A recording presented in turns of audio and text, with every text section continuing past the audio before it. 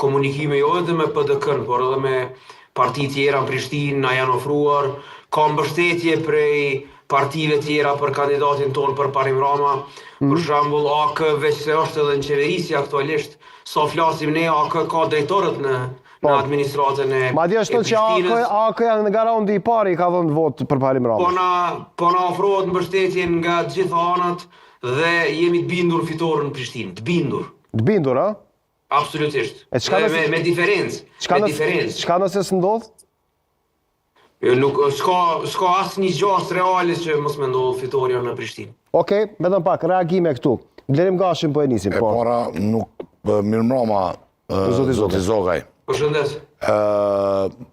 A ka mundësi ju lutën për hatër të opinionit publik të pyes ku i keni marrë ato dhëna që pas ka dalë LDK-ja e para për votë popullore? E ka për votën e asamblesë.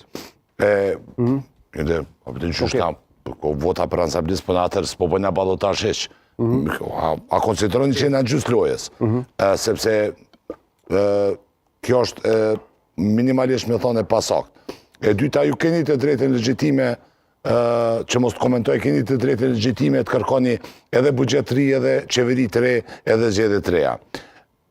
A keni me pas prap zotin Abdi Gjiku, kryetar, kandidat për kryeministër, a keni diskutime, a keni fillu diskutimet për diçka tillë? Nuk ka pas asnjë diskutim sepse kandidati ynë për kryeministër do të jetë kryetari i LDK-s. Ne do të garojmë prap me kryetar Lumir Abdi Gjikun, edhe programin e kemi pothuajse të gatshëm, programin më të mirë politik që kemi pas në zgjedhjet e shkurtit. Jemi shumë gati me strukturat tona për të garu në zgjedhjet e ardhshme.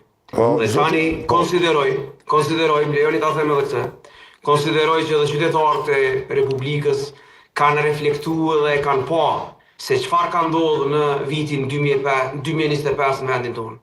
Pra, e din sakt çka ka ndodhur dhe kush është fajtori i kësaj situate në të cilën ndodhemi aktualisht. Okej. Prit vetëm pak. Sa i përket buxhetit, jemi para një situate të paprecedent. Jemi para një situate që s'ka ndodhur përpara. Juristët tanë janë duke analizuar situatën e buxhetit, por nuk ka ligj që thotë që një qeveri në detyrë dorëzon projekt buxhetin para një kuvendi të ri të konstituuar, edhe pastaj me u vazhdu tutje me atë buxhet. Ligjet është qarta, kjo do të ishte një situatë krejtësisht absurde që nuk mundemi edhe me leju lutem. Ju thoni se kjo është një lloj shkelje kushtetuese apo jo?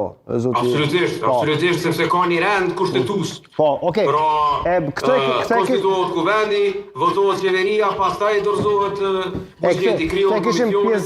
Te kishim pjesë debatit.